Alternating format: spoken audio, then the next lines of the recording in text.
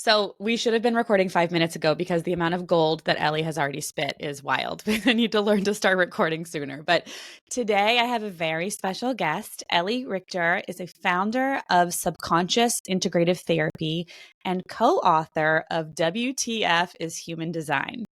Ellie, thank you so much for being here and sharing your energy with us today. So excited. I want to give a little bit of bio background because what you do is really awesome.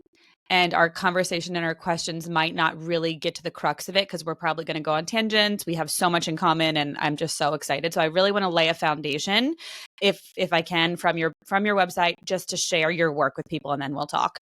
So Ellie helps clients identify and clear subconscious blocks and unresolved stressors, which can be traumas, so that they can feel like themselves again, release self-sabotage, build positive habits and patterns, reach their goals, manifest with ease, and live life fully. Here are some examples of what her clients are working with when they come to her. Generational trauma, root cause healing for chronic pain, illness, and disease, which is 100% my wheelhouse. So this is very synergistic.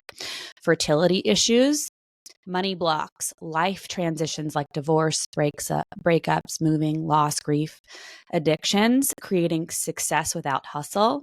Amen.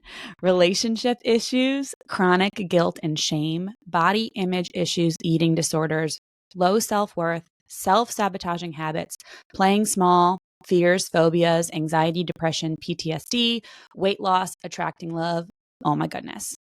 Ellie combines human design, Psych-K, nervous system care, and intuition training to help you return to being the powerful co-creator of your reality and be able to create a life you love.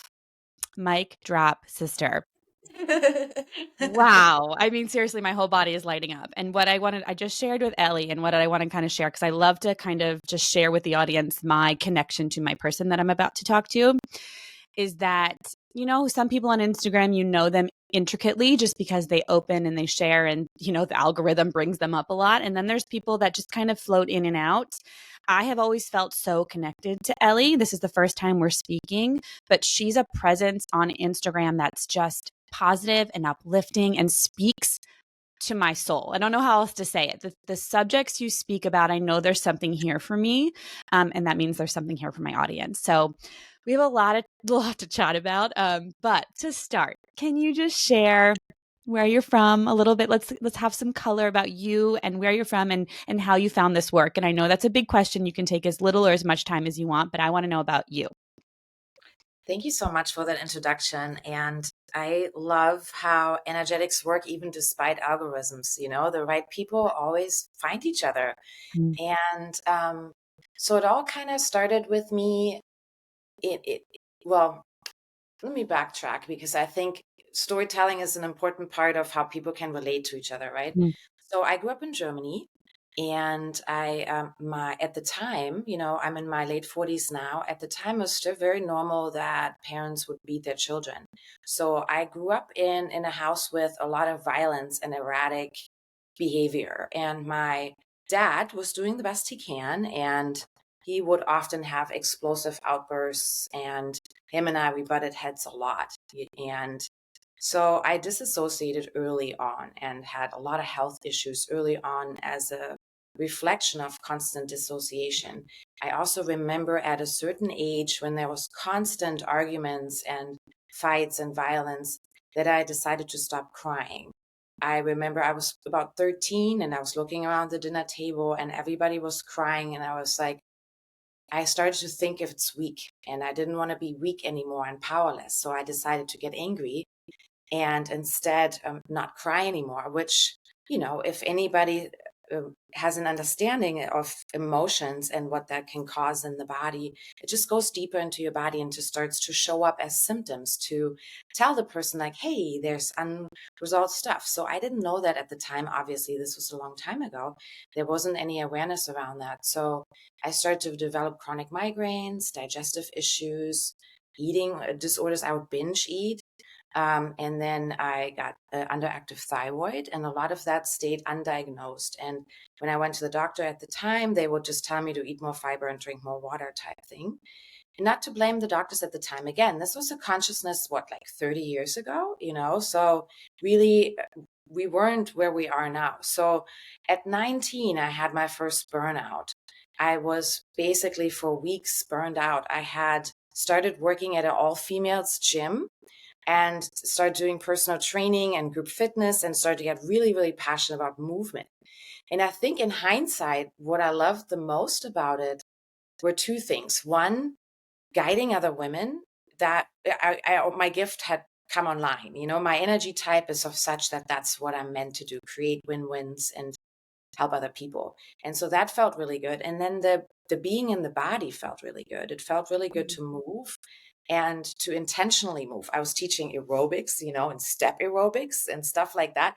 And so your mind is where your body is while you're at that time. And I was so disassociated and so living in constant trauma response. I had started smoking cigarettes, started smoking pot, started partying, even though a part of me stayed responsible, another part of me really like rebelled.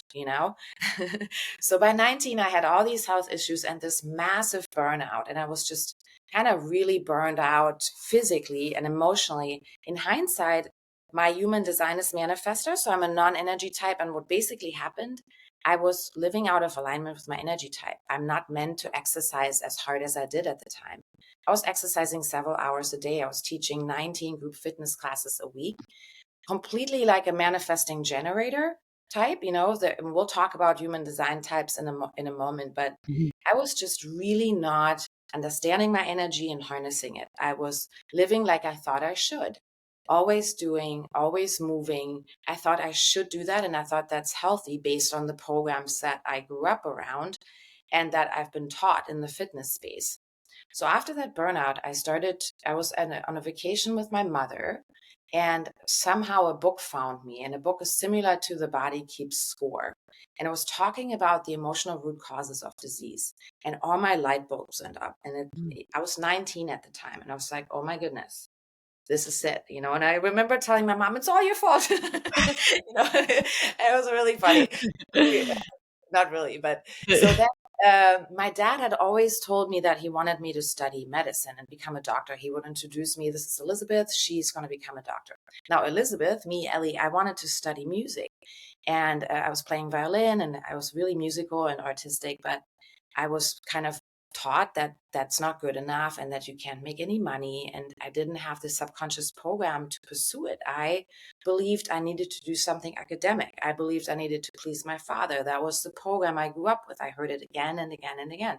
Everyone in my family was very educated. My dad was very smart, valued education and academia. So I didn't have the courage to study music, and I didn't feel good enough. And I wanted to study fashion, which is still a big passion of mine. And my dad was like, nope, nope, nope, So I ended up going for the medical test. And you know how divine intervention, the universe is always on your side, God, source, spirit, whatever. It turned out that day, the train was late, the cab driver didn't know where he was going. And I got into the testing center for the medical test super discombobulated. My nervous system was like, blah, blah, blah. So I missed the test to get into medical school by 1 point, exactly 1 point. Divine redirection. So then I was like, shit, what do I do now? I was programmed my whole life to become a doctor, and then I took the next best thing that seemed to make sense. It was physical therapy. I had loved movement and the physical body. And I was like, okay, that's at least adjacent. And then I did a physical therapy degree. I loved it. But once I got into the actual work, it was very much like every 20 minutes, like bodies coming through. And just by the time I had some sense of what the person needed, the time is up. And it was just, again, not right for my energy type. And I felt ineffective. And during that time, I met my ex-husband. He was an athlete in the town I was working, and we started dating, and there was all sort of trauma bond, but that's for another podcast. Basically, we trauma bonded, and I was 23, followed him to the States. We got married at 23. So my frontal lobe wasn't even fully formed. It was truly kind of like I thought it was love, and really I was running away, but also running towards something. And in hindsight, it was really one of the best choices I've ever made, and I would do it again. And then we got married, and at first my degree wasn't transferred, my degree of physical therapy. And I was very frustrated. I was like, wow, I just completed this whole education. Now I can not use it. And so I defaulted back to the physical training. I started coaching people in the gym again, working as a holistic personal trainer, as a holistic nutrition coach. I got really into the wellness things here in America. It's like, it was already a thing. And this was 20 years ago. And I remember combining physical therapy with personal training and giving my clients really great, solid workouts that were really integrated, and the time very cutting edge. It was super cool. But I also was burned out from that, and so I kept on considering, well, what am I here for? What am I here for? And I still had this narrative in my subconscious that I needed a degree, that it needed to be academic. So when my ex-husband and I moved to Charleston, I went back to school for another degree in health education, exercise science, and the side of psychology. And while I got into the psychology, I also started working with a spiritual mentor. I had seen a communication workshop, and I took it with my ex-husband. It was phenomenal. And that person that led it, he taught conscious work, shadow work, conscious work, and he was a very intense teacher. So I was like, sign me up. I was still so primed to intensity. So that teacher totally resonated with my dad's energy too. And I was like, okay, let me just do the conscious work. So I did that for 8 years or so. I did a lot of studying with him, and there was a lot of spirituality involved, and the Course in Miracles, and a lot of learning about yourself. Now, I did this in my mid-20s. So that meant, he challenged me to stop drinking, to stop smoking, to basically get to know myself. And I did. And I got to know myself and did a lot of inner work, but all on a conscious level. And I say that because I learned a lot, but my subconscious program was still programmed to all the trauma and all the negative self-beliefs that I grew up with. Because the subconscious doesn't change by just talking about it or affirming different things or having spiritual awarenesses. I didn't know that at the time. So to me, it was kind of like the more conscious work I did, the more stress I felt in my body over time. I knew a lot, but it wasn't fully translating, and it was really hard. And so I kept on feeling like I'm missing something, and I just need another degree and another certification and another self-help. So I read all the self-help. I was a self-help junkie. Now, meanwhile, my relationship didn't really work, and I didn't have the courage to leave. I felt like so codependent that I didn't feel like I could live on my own. And it sounds, in hindsight, I'm like, wow, I really remember that I felt like without him, I would not be able to stand on my own 2 feet. I was so not sovereign, and so full of anxiety and low self-worth and scarcity and fear and shame and trauma. And I had no words for that at all. All I knew is that the thought of him leaving or me leaving him was terrible. However, I also knew that something isn't working. Well, then 10 years into our relationship, it turns out that he'd been unfaithful for 10 years with different women in the yoga community. I was a yoga teacher. I got a yoga teacher certification at the time. And it's like my entire world as I knew it just erupted. And I was 36 at the time. And it was like falling through the sky with no parachute on. But there was also an inner voice that was like, oh, there's nothing wrong with me all along. Like I had the sense that there's something off. And I always thought it's me because through the conscious shadow work, what I learned is it's always you, and I took full responsibility for everything in my life, but I overdid it a little bit, like I was also like, in that sense, I couldn't really feel my instinct because most of the time I was still disassociated. I was living on this mountain of trauma, now adding a mountain of knowledge, but the trauma and the knowledge, they weren't aligned. I was operating on all this unconscious trauma and negative beliefs, but knew better. And then I knew better, but I couldn't do and feel better. So I beat myself up even more.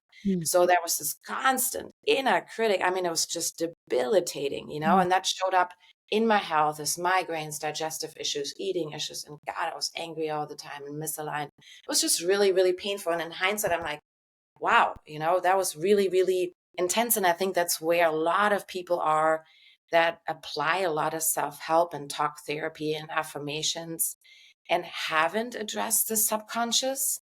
There's only very few things that do address the subconscious. And I know my life is sort of an example that has a lot of color and different experience in it. And maybe not everyone's life is the same way.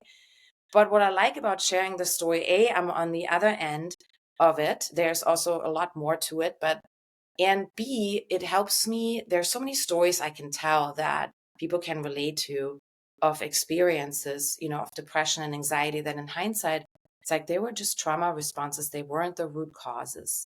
And they were also part of my body trying to show me where to go. So it was really about learning to listen to my body.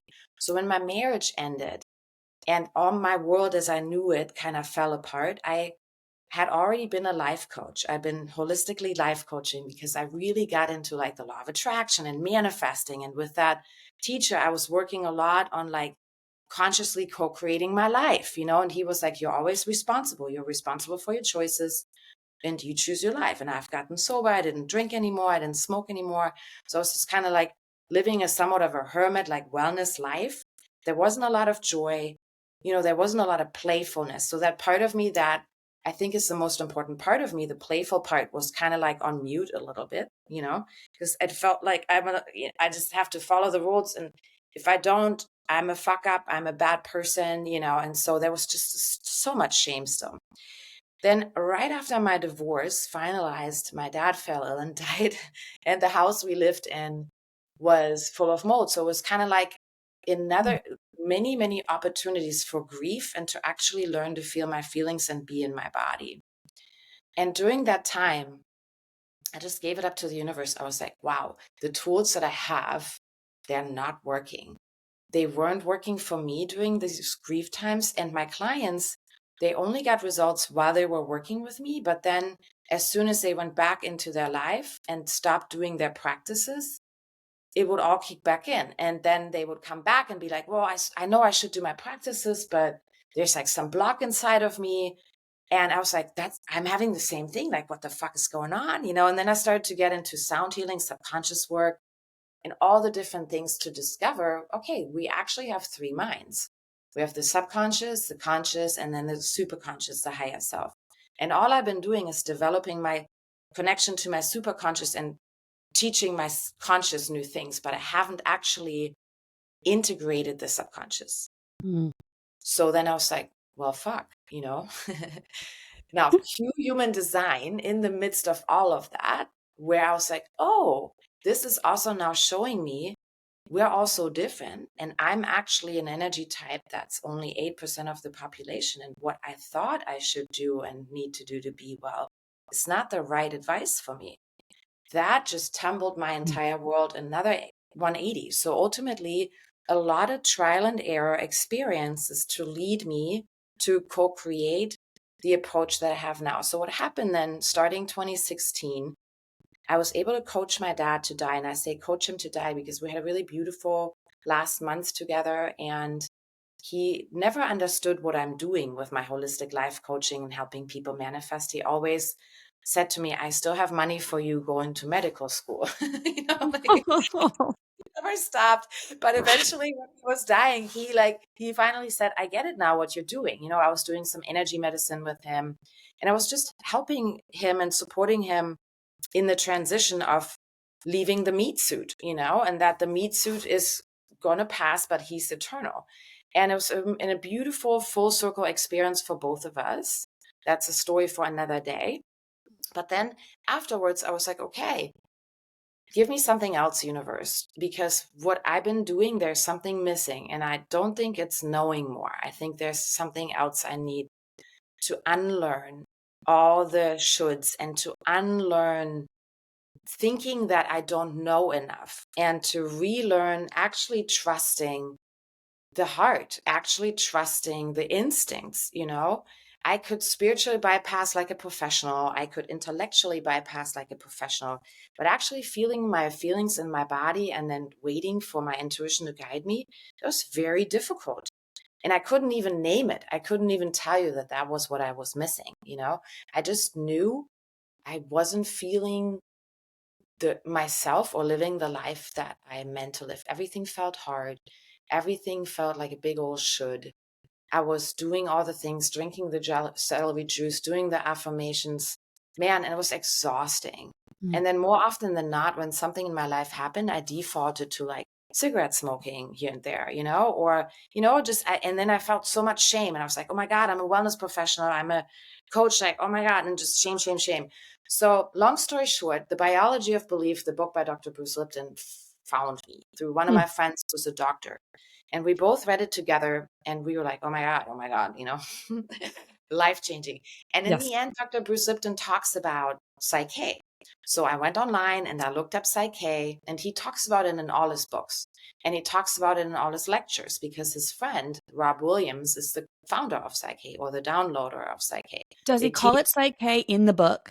Mhm. Okay. I must have missed this. And this is, side note, while you keep with this amazing, mind-blowing story, this is what ultimately brought us together, because I saw Ellie post about Dr. Bruce Lipton. And if you've read his books and you understand how powerful his work is and timeless and ahead of his time, he is so special. And when she met him in person and posted on it, I reached out to her and I was like, oh my goodness, this is you are so lucky. So continue, but that's the connection. That's actually our spark. And I love that you brought it up naturally. Okay. So he mentions it at the end of Biology of Belief. I did not know that.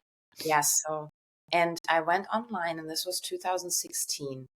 I went online, and if you're listening, I'm really sorry if I'm hopping like a whole lot around, because I'm hoping that some of No, these stories just spark things for no, you this as is you so listen. good. It's so good.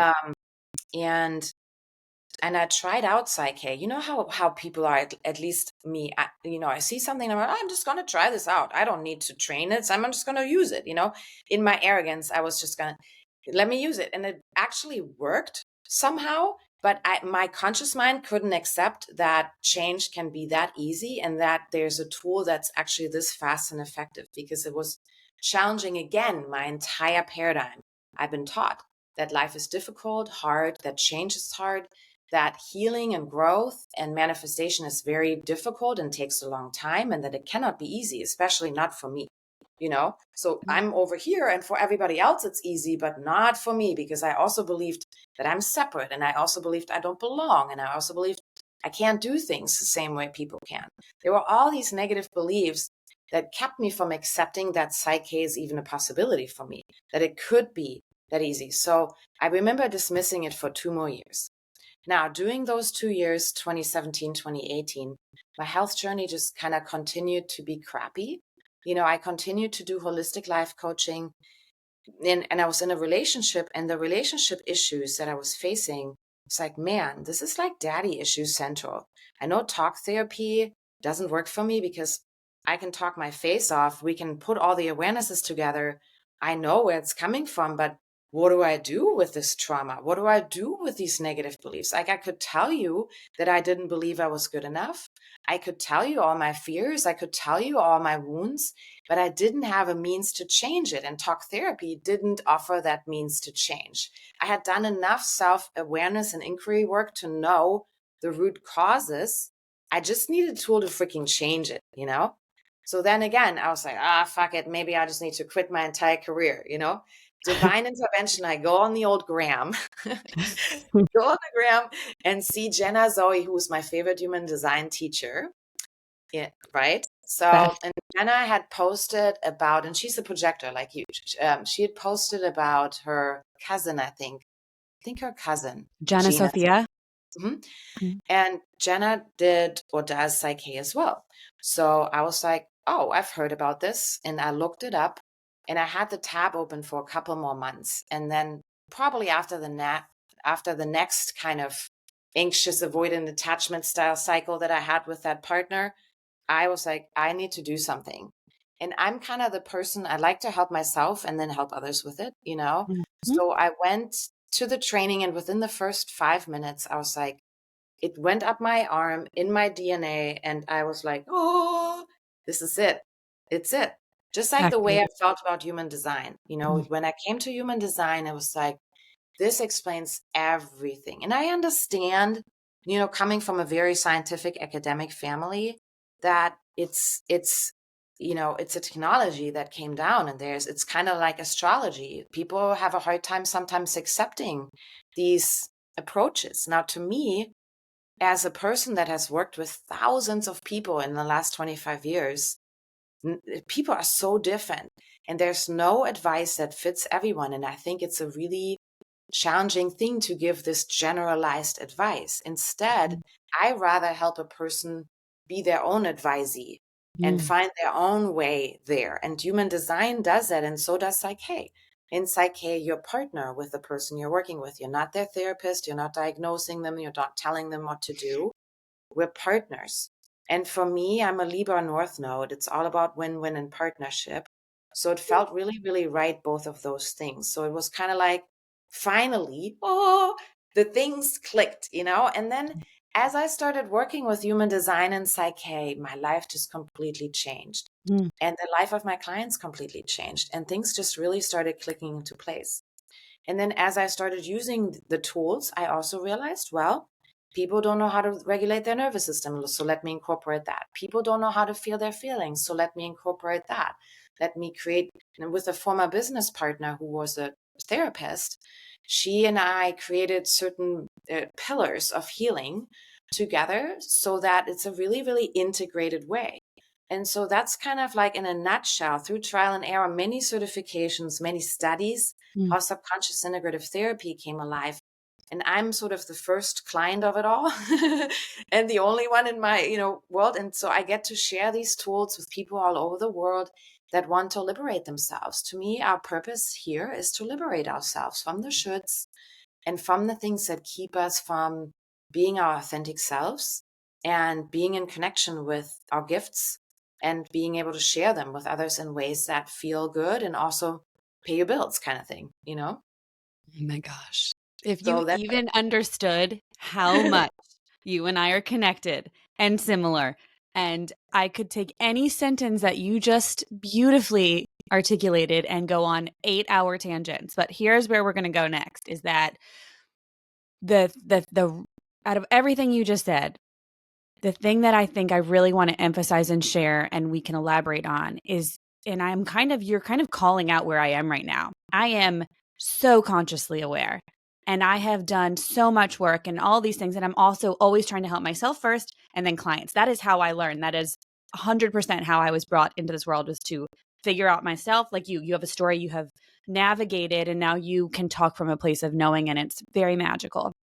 So I'm in this place where I have finally identified within the past couple years how powerful the subconscious is, where there are blocks, and that these tools that I share with clients that I believe in are just also scratching the surface, right? The journaling and the affirmations and the law of attraction, all these things that are really powerful and I'm moved by, aren't they're not the end of the story, right? So I've had mentors who are, I don't even know what you would call them. They're energetic practitioners who might find the subconscious beliefs and they're clearing them for me.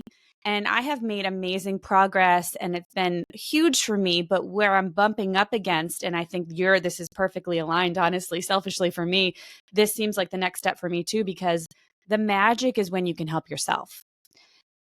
And that's what I haven't. It's like I haven't had that teacher who has the power and the insight, but also the tools where I don't rely on them.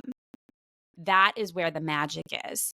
So let's just take a moment to clarify. You said so much powerful stuff. I don't even know if you know it, but when you have all that cognitive awareness, the consciousness, you've come online, which you're so lucky you came online in your 20s. I was late in my 30s. I'm jealous of that. Consciously aware of energetics and how the world works and how we are in surrender and how there's so much not in our control and all these things. The subconscious is programmed, is it by age 7? Mhm. Okay.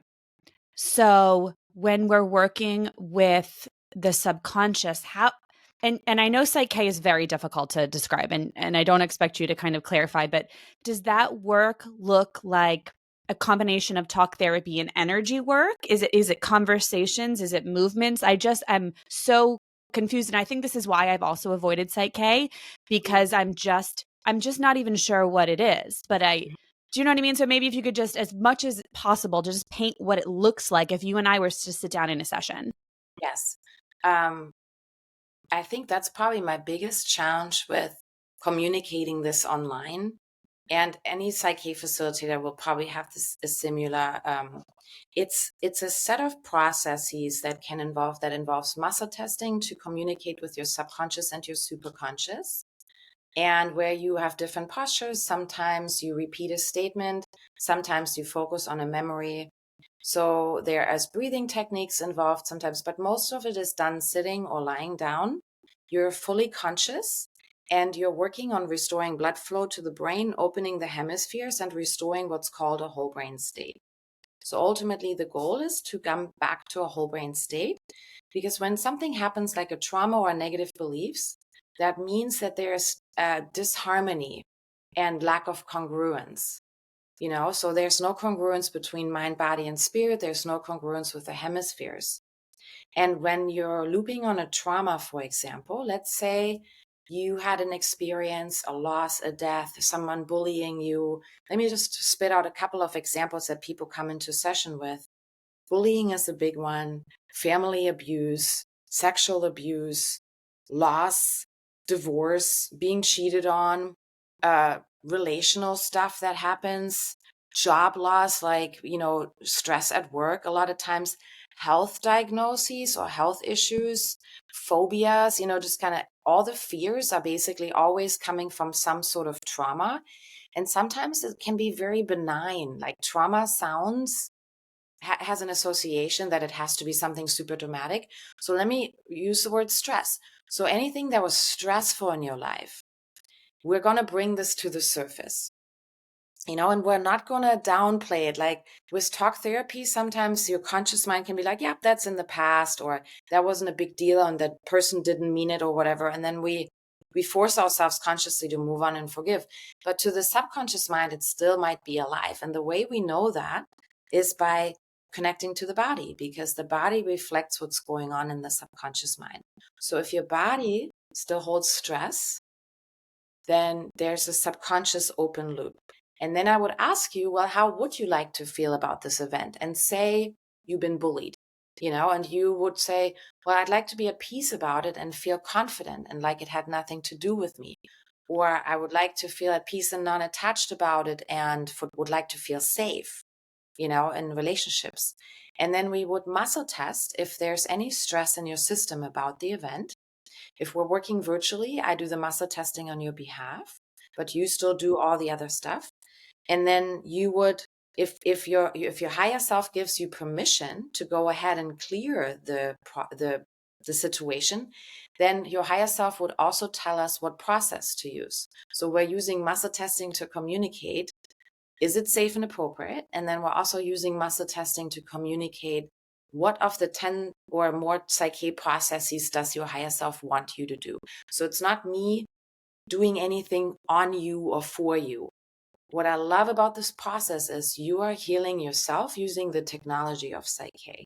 Mm. What's helpful about working with a practitioner is that practitioners can be a mirror, can ask questions, and can help you see things that you don't see on your own.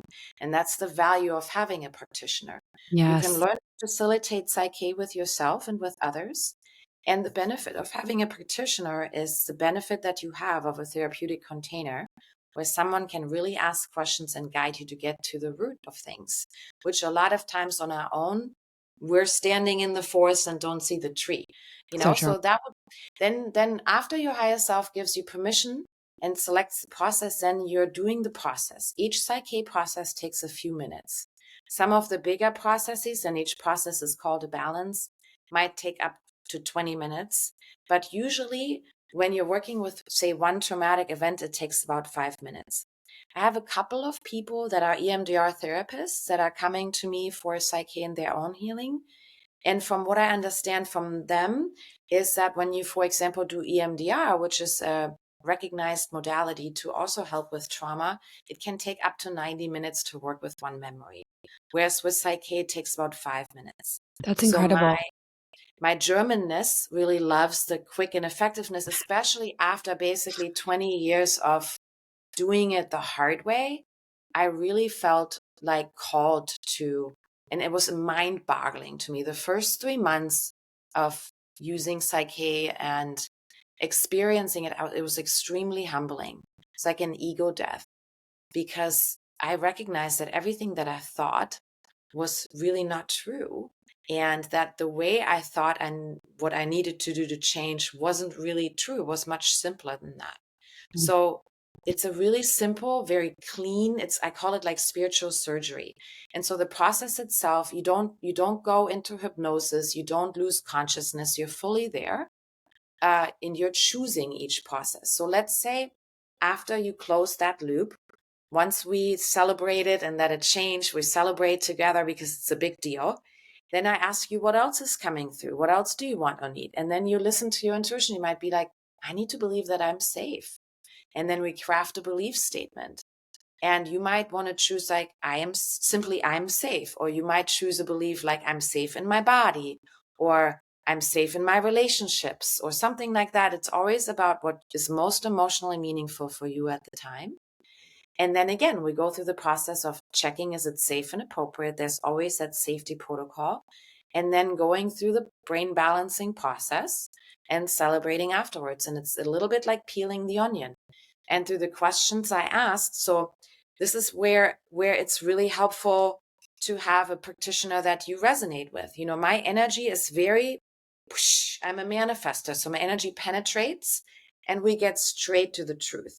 So a person that wants rapid transformation, wants to take responsibility for their life, wants to change their life, is a person that would want to work with me, And I've had some experiences with some energy types where they felt so much shame about their experiences. They weren't ready and willing yet to be open and honest, all it takes for this to really work well is to be open and curious.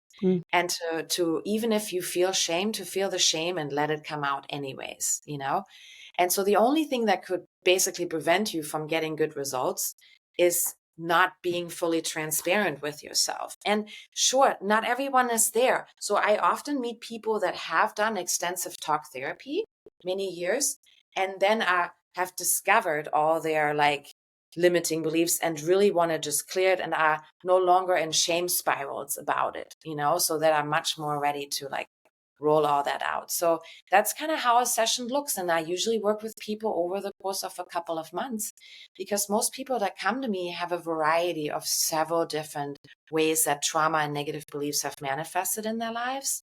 A lot in body, health, especially if you have health issues. I usually work with people over longer.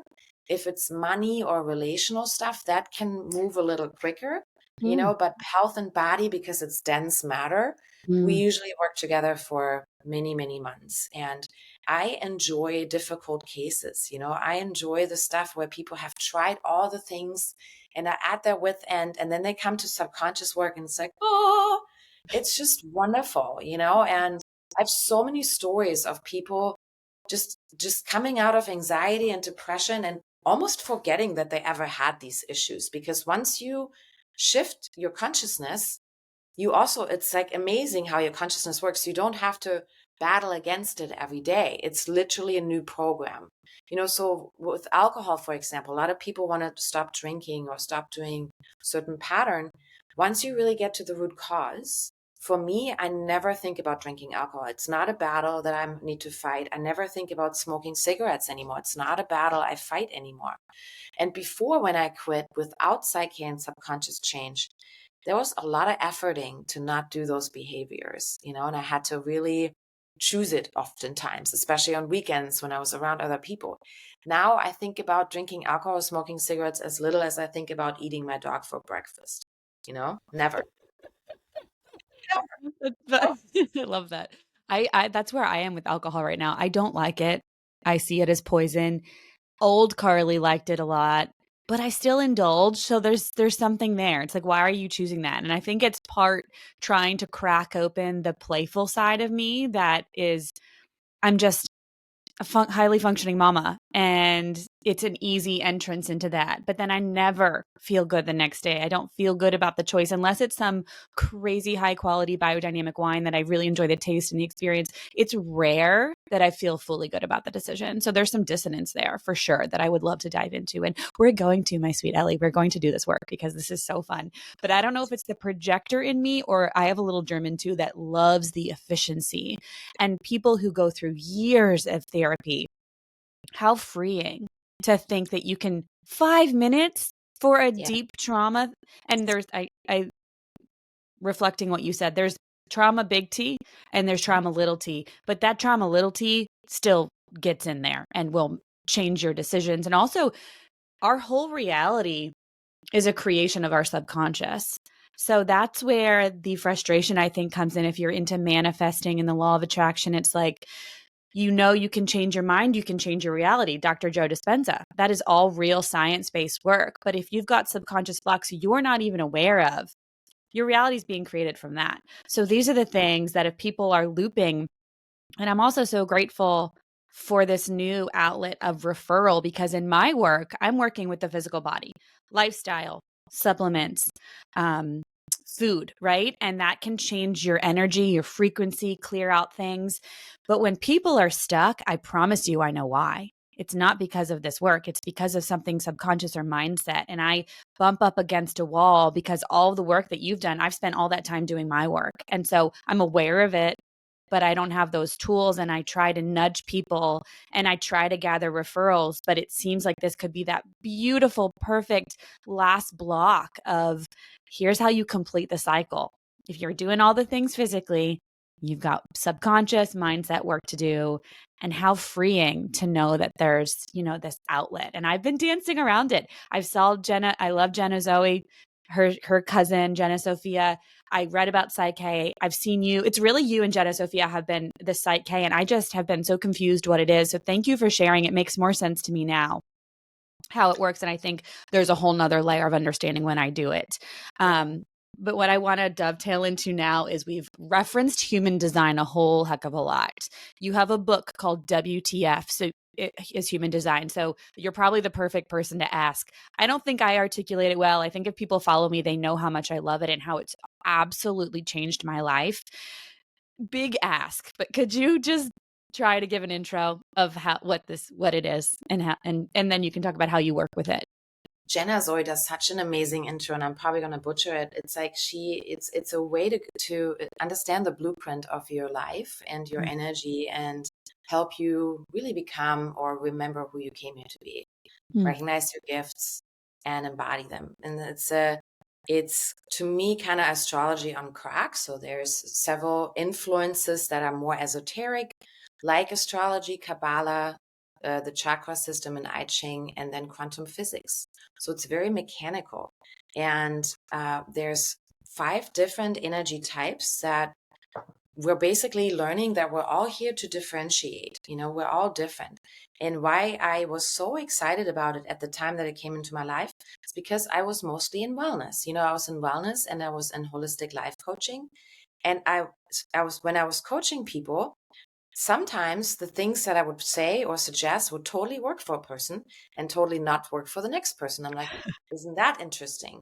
And so anytime you start working with people one-on-one as a therapist or a practitioner or in any kind of helping profession or doctor, you'll notice how different people are, and that some people are very high energy and other people need a lot more rest, and some people are consistent in certain things, other people not. And so how do you find a way to have a blueprint? And when human design came into my life and I learned that I was a manifester, it helped me so much. And I love, from a subconscious perspective, it helps you understand how deeply programmed you are and in what way. And so people like you and I, for example, non-energy types, you're a projector, I'm a manifester. There's energy types that have consistent energy, called manifesting generator and generator. And there's non-energy types that have inconsistent energy, like you, me, and reflectors.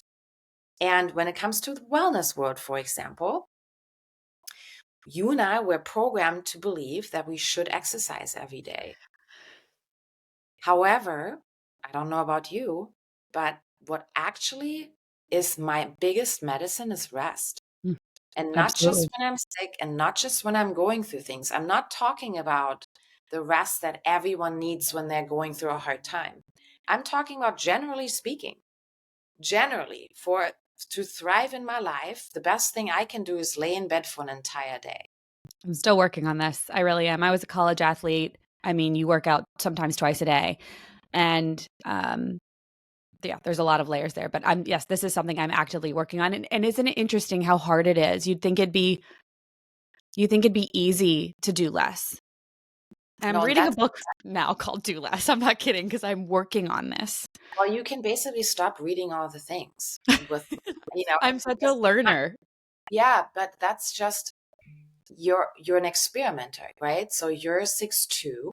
That means you love experimenting. And just to point out, you're bumping up against your program. So it's not about knowing more or learning more.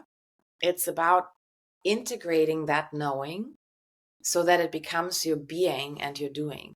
And Totally. so a lot of people take a lot of action, but are still operating on old programs. So even the action don't lead into the results that they could. That's Yeah. why I love actually starting with the subconscious change before behavior change. I help people change their lifestyle all the time. However, we make the subconscious change first so that the lifestyle change is really, really easy. And you're basically programmed as a former athlete that that's what you should do, you know? I, And when you're not doing it, there's conflict between your programs and your conscious knowing. And that conflict usually shows up as dysregulation in the nervous system because the subconscious mind governs the nervous system. 100%. So and so then you lay there and you're like, you want to rest, but your mind is going a million miles an hour. And it's like, I should be moving. And like, what if I get fat? And da, da, da, da, da. And it's like all the programs and the fears and the conditioning that aren't you. However, they are in your subconscious. So when you then use Psych-K or subconscious reprogramming, it's safe for me to rest. I'm worthy and deserving of rest. You can clear any fears of getting fat or, and I'm saying these out loud because most people feel so ashamed to say those fears out loud, Sure. Sure. but they're so common, and it's really not about that. It's just a fear of losing control. Yeah. It's a fear of unworthiness, and the fear of not belonging. Oh man, there are so many fears, and we have all these control mechanisms to keep all that shame like nicely tucked away, So ultimately, when we try to do something that our subconscious is not on board with, we'll feel anxious or depressed. It took me a long time to unlearn hustle. And Mm. it's such a pleasure to work with projectors and get to deprogram the hustle. And when you first have that glimpse of an actual rest, not just pausing and resting, but continuously spiraling, but the actual like experience of your mind being at peace and your joy coming back online. Jenna is always such a great example. She's a projector. All she does for movement is currently walking and dancing. That works for her because for her energy type, that's right. That wouldn't be right or feel the same way for a manifesting generator. They may need more. Or if you have a defined root center and from time to time you need to jump up and down, So it gets so cool and so interesting when you look at someone's human design and you're like, okay, have you tried this and consider this and play around with this? And you're an experimental learner. I don't think you need to know more and not to tell you what to do. But it sounds to me like you're smart as a whip. Now it's just really about unlearning all the stuff that keeps you from embodying all that knowledge.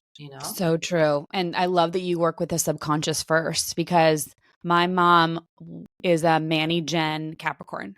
I Mm. never saw her rest. She never went to, I know she's going to spit out her tea. Never went to the spa once. Never saw her take a nap. And that is what I still on a I know it's living in my body. That is Yes. living in my subconscious because up here I know what I'm doing. Yesterday I had a cancellation in a client and I was proud of myself because I went and laid down. I came back from a trip and I've been trying to recover from the trip and I'm just tired and I was so proud of myself. But did I deeply rest? No. because I'm still working. It's stuck in my body. So that's what I was referring to earlier, where I have this awareness. I'm fully aware, especially after talking to you today, this is my next step. Yeah. There's still stuff in my subconscious, and I want to work with someone instead of having someone work on me.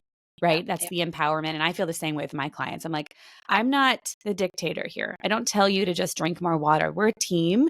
You're in your body. I care about your intuition. I cannot tell you the same thing as someone else. And there's so many times I wish I could read a human design chart because there's so much magic there.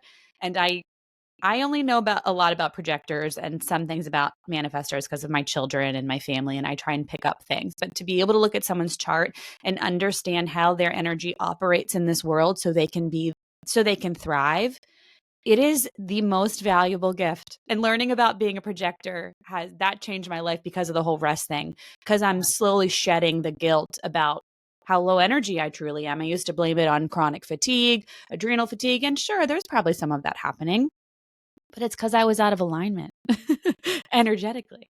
Yeah. So the fact that you've come to this place, you have very powerful tools that you're combining in this integrative approach. And the pillars on your website are super powerful. Let me see if I can pull that up. Subconscious reprogramming.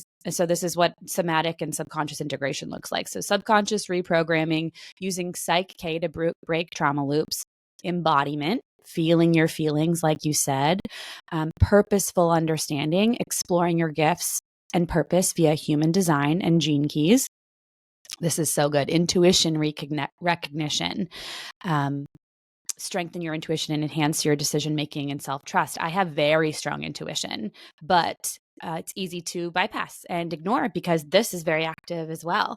And then the last pillar is somatics and nervous system. So utilize somatic, and that means body practices and nervous system regulation to feel safe. This is huge. So many people, I've learned a couple pieces of this, but if you have the dinosaur grip when you're sleeping, right, there's certain things that it's like that means you're kind of in fight or flight, right? Cold hands and feet. There are these things that we can just blame on other things, but it's like there's all these signs your nervous system is on high alert. And you also have one more post that you pinned that I loved, and it's like, it's easy to recognize out of control as having imbalance, but the people who are hyper vigilant, I would categorize myself as hyper vigilant sometimes. Just the what ifs, the worrying, the where is everyone? Is everything together? Is the house together? Is this, and it's like, whoa, where's the surrender? Where's Yeah. the trust? Because right here, consciously, my faith system believes in surrender and knowing that my children, if I'm not around, my higher self is with them. I know that they have spirit guides. I believe in God. Those are all in place, but embodying it is a different story. And that's truly to be transparent, I'm working on that myself, and I'm really excited to get there. Yeah, I mean that's exactly like where I was and what I'm hoping to communicate with people. It's not about that you're broken or that you're wrong or that you're not good enough and that all those fears are indeed true. It's that there's just a missing piece, and the missing piece is, I call it the ocean. Like to me, it's kind of like there's the conscious knowing, the super conscious beliefs, and then there's the ocean of the subconscious. And the body and our behaviors and what's showing up in our lives reflects to 95% our subconscious programs. And it's so interesting. That's why on my website, you'll see I work with all kinds of stuff because everything is based on a subconscious program. And I don't niche it because it's fascinating to me. Like I actually I had such a wonderful session with the client, and I actually asked him for permission afterwards to share on this podcast. I told him, "You want a podcast tomorrow? Could I share this session?" So if we still have a little bit of time, Yes, because please. it's so beautiful. And he was like, of course, if it helps someone else, So he's a young man that came to me originally with way low self-esteem issues and lack of confidence in dating. And we have done work together and do our sessions about once a month. And so I see him once a month or once every 2 months. So yesterday he came in and he now has a very wonderful girlfriend and lives with her, and it's beautiful. And so he's working on the next layers type thing. And so he came in and he shared that he felt really disconnected and isolated in his martial arts class. And he started up martial arts because we had talked about that, we had cleared some of other behaviors. He was kind of using porn and food and weed to cope with unmanageable feelings. And he had the courage to share that with me. This is a young man, and he was very courageous sharing that. And so we worked on the hidden benefits that these behaviors had. And it was the hidden, whenever you work with addiction or patterns of self-sabotage, you look at the hidden benefits. So we cleared those hidden benefits, and he was able to, instead of doing those things, channel it into something that felt better to him, martial arts, and he shared with me that he felt like an outsider, that he felt like all the bros talk the bro talk, and he's not interested in sports so much, and he started to feel isolated and not good enough. So I asked him, have you ever felt this way before? And he's like, yes. And we explored, where has he felt that way before, in his own family or in high school? And he started to share that it was high school, and that even his own family kind of started to make him feel a little bit like he's too weird and too different, and that there's just something wrong with him, and that he's not normal for the things that he liked. And he's just very creative, and a very creative, thoughtful, intuitive young man. So what he wanted to believe, what he chose as a belief change, was that something along, it's safe for me to be myself, and I'm still a good person, or something along those lines. He needed to know that he's still a good person even though he's different. Something like, it's okay for me to be different and I'm still a good person. And then after that, his consciousness had shifted. He was in a whole brain state, and he started to realize that actually those bros reminded him of his first stepdad. And his first stepdad was very violent with him and erratic. And he had some of that bro energy. He was into sports, he was into hunting. And these guys that he's in this martial arts class with remind him a little bit of his stepdad. And so we then went into a painful memory that he had with his stepdad, where he was beating him. And he was able to cry and release that. And afterwards really realized none of these guys at his current martial arts studio have made him feel bad. They all like him. I asked him, has anybody told you that you're weirdo or made you feel like you're not? And he's like, no, and I joked, is the call coming from inside the house? He's like, no, he's evolved enough at this point to know and understand it's his perception, his stories he's making up, that he's not good enough, and his pattern of isolating and avoiding. When really those guys were very much like encouraging of him. But the most beautiful part happened at the end of the session, where he shared, well, the guys always tell me that I'm such a machine. Oh no, let me backtrack. So when he was working with the memory with his stepdad, he imagined also beating the shit out of his stepdad and standing up for himself. And I said to him, in your thoughts, you're free. You can imagine whatever helps you. So he always imagined beating the shit out of him and standing up for himself. And he shared with me that at this martial arts studio, when he did go into the ring and start sparring and fighting, that his friends would tell him that he turns into a different person, that he becomes like a major fighter. And I was encouraging him, well, maybe now you can share what this is actually about, that you're just releasing all this pent up energy that you didn't feel safe releasing when you were a kid. And he started crying. He was like, I'm going to share that with the guys.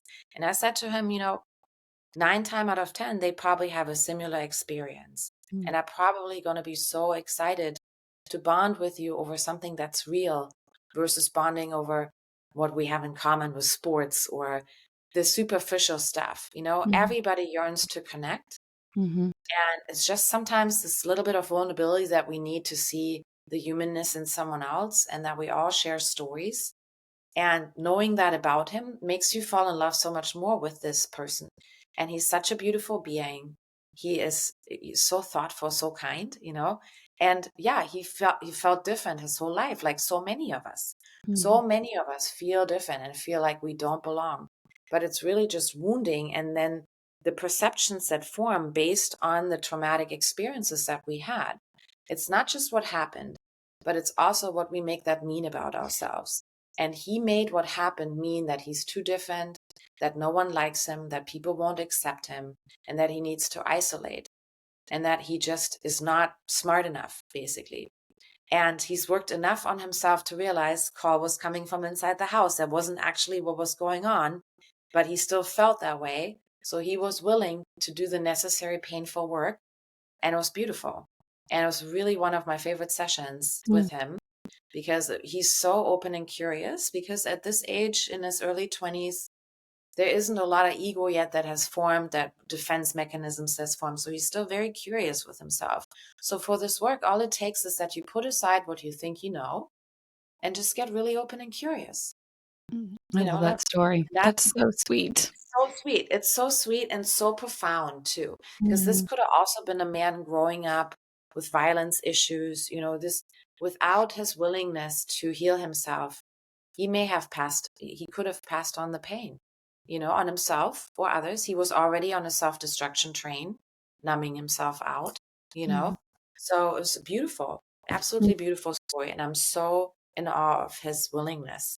Thank you for sharing that. I'm very impressed with this human because yes, the young ego, you'd think that they're not willing to, but he's doing work on himself. And that's one of my favorite qualities in people.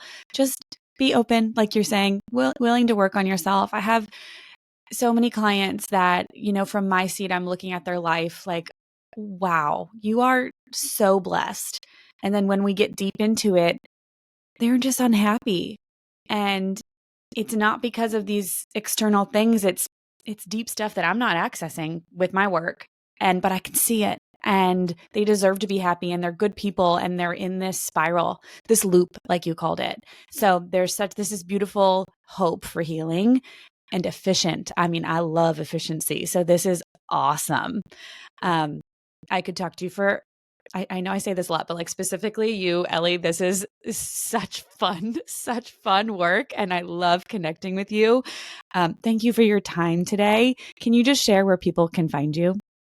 Yeah, so you can directly find me on Instagram, Elli Richter, and I don't have the bandwidth to be anywhere else. I always say, TikTok, all those things. I like my life very simple and peaceful, and it's also I yeah. So I'm on. I'm. You can tell I'm a little bit brain dead. What you didn't hear this morning is that I'm on a low energy day today, so I'm a little bit dragging energetically. So I'm not as clear as I'd like to be. So to answer your question, you can find me on the old Instagram and then my website, ellirichter.com. Beautiful. And I'm even that much more grateful that you were able to show up today, not being your best self, which of course I would have understood if you wanted to change. But this was very, very special conversation. I will share your Instagram, your website. I can completely empathize with the not wanting to be everywhere. The only reason I'm on other platforms is because I'm getting someone to help me. I don't go though those I don't look at those other platforms. I never sign in, but apparently I exist there because yes, I am as you, a low energy being, or not low energy. Do you call it non energy? It's a non-energy. It's just kind of like, we just I need a lot of rest, and then I have urges where I have a lot of energy, and then it complete that. And for projectors, it's more like you have very efficient energy for a couple of hours a day, and the rest of the day would be better to spend playing and resting and researching, but not necessarily like producing. That is me to a T. So I will share where people can find you, and we will see everyone next time on the Wellness Frequency. Thank you so much.